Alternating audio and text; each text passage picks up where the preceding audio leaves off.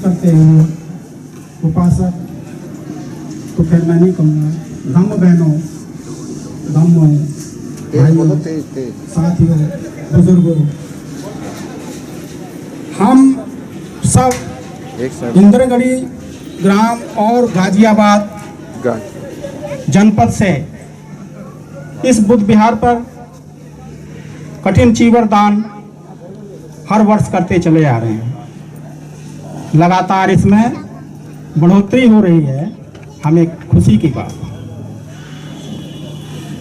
सभी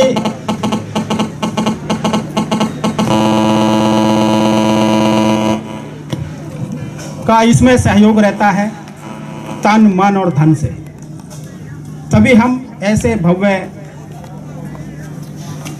जो प्रोग्राम है उनको मनाते हैं।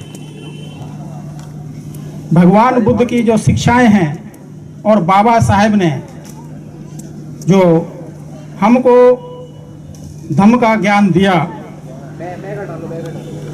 उसी संदर्भ में यहाँ पर हम उनको याद भी करते हैं। आज हम ऐसे दानवीर जिन्होंने इस बुद्ध विहार को अपनी जमीन दे करके, अपने पैसों से और कुछ समाज से सहयोग लेकर के बुद्ध विहार खड़ा किया, उनको भी हम याद करते हैं। श्रद्धेय ठेकेदार पूरन सिंह जो हमारे बीच में नहीं है, और उन्हीं की बदौलत हम यहाँ पर ऐसे प्रोग्राम मनाते हैं। वैसे हर संडे को यहाँ वंदना होती है, सुबह 8 बजे से 9 बजे तक।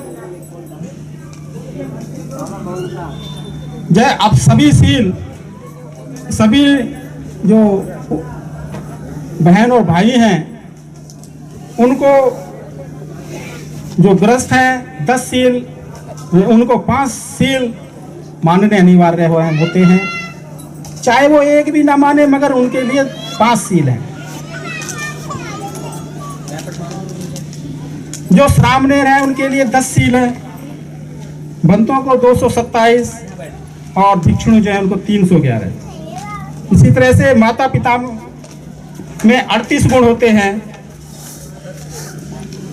उनका इतना ऋण होता है कि माता पिता का ऋण उतारने के लिए यदि अपने माता पिता को कोई भी व्यक्ति धम्म पर चलाते हैं, चलने की प्रेरणा देते हैं, तभी वो पूर्ण हो सकते हैं उनके ऋण से।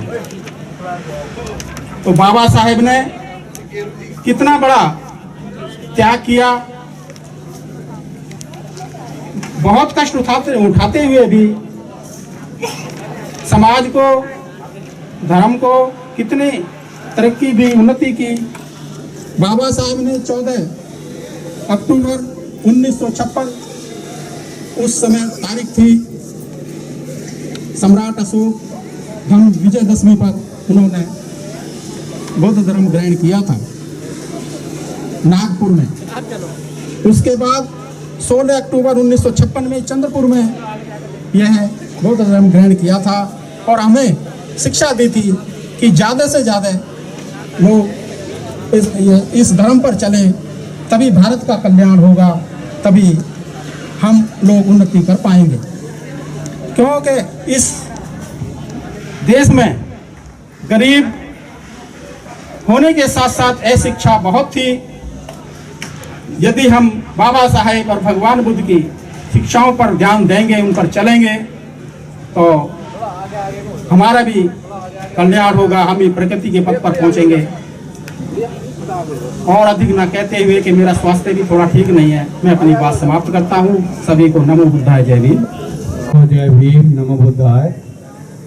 आज हम जो एकत्रित हुए हैं, चीवरदान का ये कार्यक्रम चल रहा है।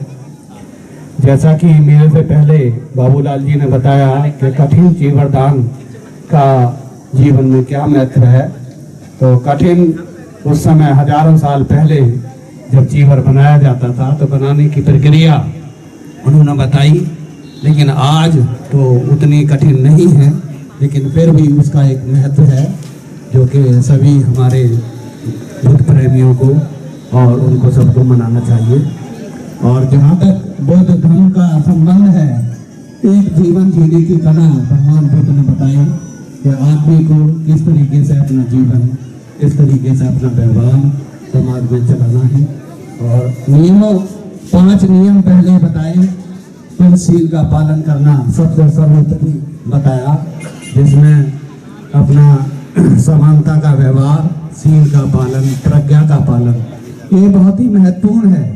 अगर आप भगवान बुद्ध के मार्ग पे चलेंगे और स्वयं से पहले करना है, हमें किसी दूसरे के चलने से या उससे नहीं है, सबसे पहले अपने स्वयं पे हम शीलों का पालन करें और अपने पर संयम रखें और मांस मदिरा से उसका सेवन ना करें। तो सबसे पहले हम खुद ही अपने को उसमें जो है चलेंगे, नियमों का पालन करेंगे तो हमें स्वयं का लाभ होगा। और ये सबसे पहला ही इसका वो है कि अगर हमें उन्नति करनी है समाज में और सब लोगों को जोड़ना है तो सबसे पहले शील का पालन बहुत ज़रूरी है। तो सभी और इस अवसर पर हम ये प्रज्ञा लें और सीखें कि हम एक दूसरे के बड़ों के प्रति, छोटों के प्रति किस तरीके से सम्मान तरीके से, व्यवहारपूर्ण तरीके से, सभ्यतापूर्ण तरीके से कैसे व्यवहार करें। और दान का बहुत बड़ा महत्व है। छोटे छोटे कहते हैं कि बूंद बूंद से घड़ा भर जाता है। आदमी 1-1 रुपया भी दान करेगा तो वो भी लाखों में हो जाएगा। तो इसलिए दान का भी एक विशेष महत्व है।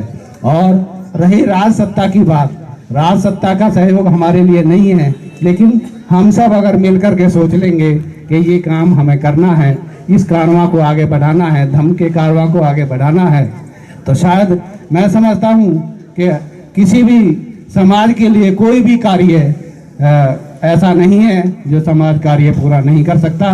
तो इसलिए अगर आज हम प्रण लें कि हम अपने और साथियों को इस तरीके से धर्म की तरफ बढ़ाएंगे, व्यवहार करेंगे, क्योंकि आज जो समाज में देखा जाता है वो हमारे प्रचारकों की और धर्म के अनुयायियों की कमी है। लेकिन इतनी कमी भी नहीं है कि हम बिल्कुल ही अनभिज्ञ हैं, ऐसा नहीं है। लेकिन धीरे धीरे प्रयास अगर करेंगे तो हो सकता है कि हम उसमें भी सफल होंगे।